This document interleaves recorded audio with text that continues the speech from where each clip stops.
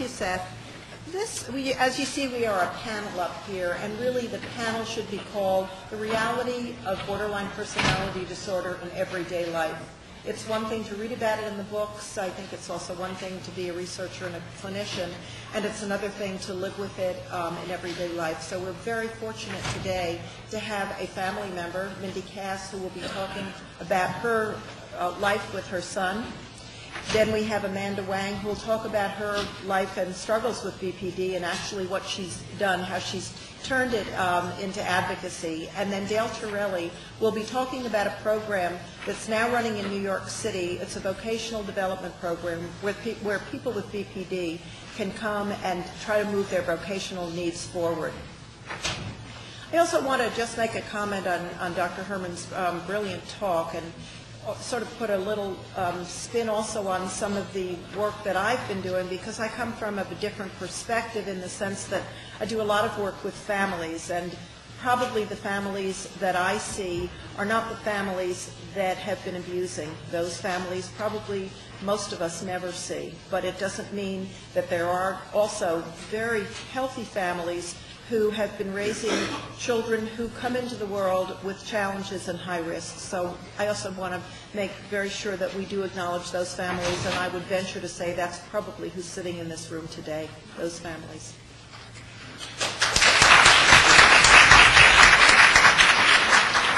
That being said, when I started to work with patients who had borderline personality disorder, I really did get very caught up of the impact of the disorder on the relatives. And so based on my experience of working with families who had a relative with schizophrenia, I started to think of all that had gone on in that domain where families were being brought into the treatment realm and being helped to better improve both their lives and the lives of their relatives. And this is called family psychoeducation. And just very quickly, and you have this in your book, so I don't need to go through every point, but this kind of modality is something that's about 30 years old, and it's being used with a lot of psychiatric as well as medical illnesses. But relatively little has been done with people who have a relative with borderline personality disorder. I'm going to go through my slides quite quickly because I do think that what's sitting over there, those three people, have things that you need to hear in the flesh. My presentation, you can go through the book somewhat on your own.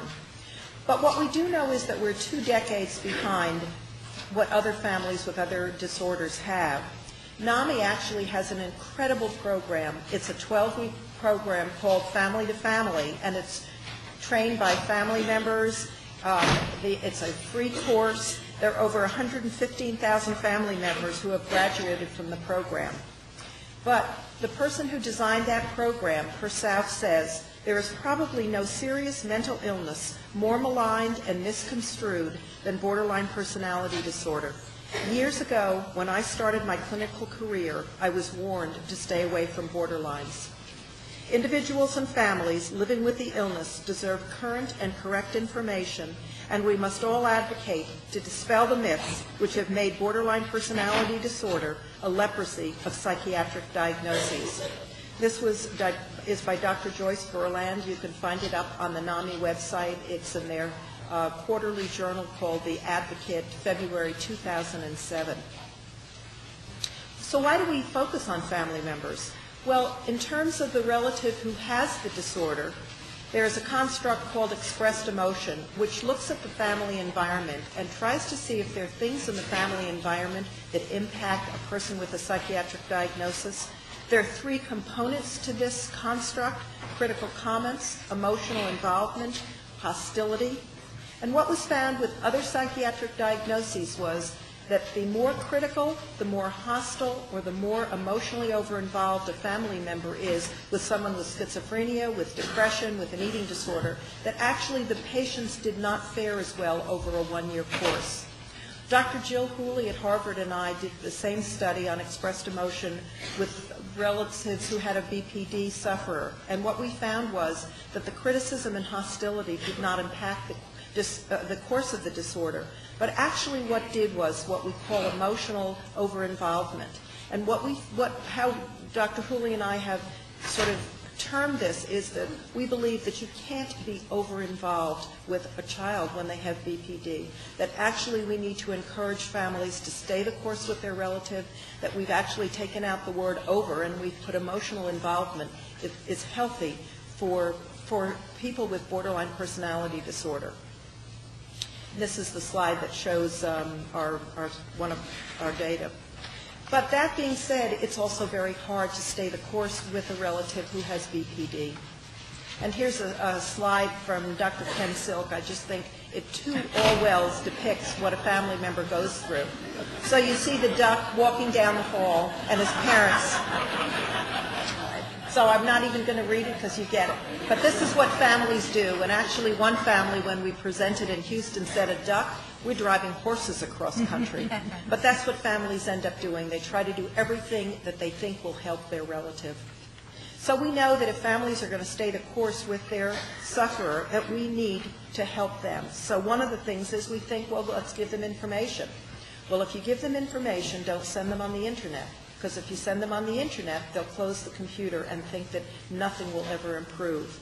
Because actually what we did in a study that came out in 2003 was that we found that the more information families had, the more hostile they were, the more burden they felt, the more subjective burden, the more depressed they felt, and the more symptoms of their own struggles was higher than if they didn't have information. Because up until very recently, the Internet has painted this as a very hopeless disorder. That being said, we thought, well, is ignorance bliss? And actually what we think is that education is just one part, but you have to have the right information, the most current information, and that you also have to teach families skills. So what we did was we designed with Dr. Alan Frazzetti in 2001 a course called Family Connections, and what it provides is information and current research, skill acquisition to increase coping abilities, and a very important component is support network. And you'll hear more about this course. Very lucky that actually we have this course again running in the Danbury area, so you'll hear more about it from Mindy. And I'm going to sort of run through these slides because these will give you information about Family Connections, but you can really read it yourself. It is based on NAMI's Family to Family in that it's 12 weeks. We train family members to run the course. There's no charge for the course. We ask people to donate money to cover the cost of the materials, but it's not a course that is supposed to generate income. Our goals, again, are to provide the most current information, and of course we have the luxury of these kinds of conferences where we have the most renowned researchers presenting at all of our conferences. So I have memory sticks that I wager to say are worth more than money I have in the bank because they have all this rich research that these researchers have donated time as today to present to families, to consumers, and now what we do is we take this and we give it back to our Family Connections group members. I'm just going to run through this because you'll get this all from Mindy. What we also work on is we also try to help families reframe things. So here's something that we talk about, which is 4 basic assumptions. We believe there's no one or any absolute truth. We believe that patients, family members, professionals all do the best they can. We believe that patients, family members, professionals all need to try better, try harder. And we also ask for benign interpretation, which to think about things in the least toxic way. And that's often very hard in families, even families that don't have a relative with a disorder. There's something in family systems that sometimes we don't go for the least toxic interpretation about things. This skill is taken directly from DBT, where we talk about radical acceptance, and you'll hear about this from Shireen later today. We try to very much get out of the blame game. Who's to blame? Because if we end up in that, nobody wins. So we talk very much about nobody that we believe intended to hurt somebody.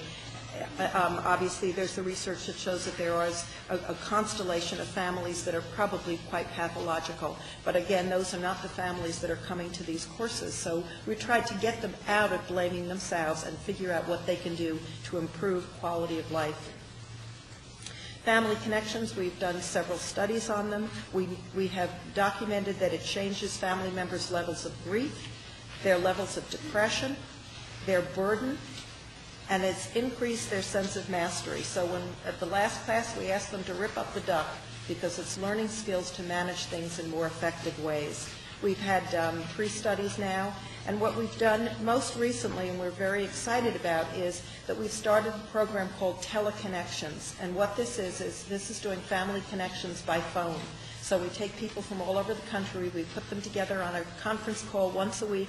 They've never met, and our leaders go through the course. And I'm very excited to say that our last one, which we finished 2 weeks ago, we had 10 people in the course. Every one of them have signed up now to be Teleconnections leaders, and we'll bring them in the fall with Alan Frazzetti, who does most of our training, and we will train them now to take that course either back to their home location or to do another Family Connections course. So we're trying to figure out a way to help this program mushroom, and what we've realized is we need to keep up with technology, which is the computer and other things that will expand this program more quickly than probably on-site ones. Thank you.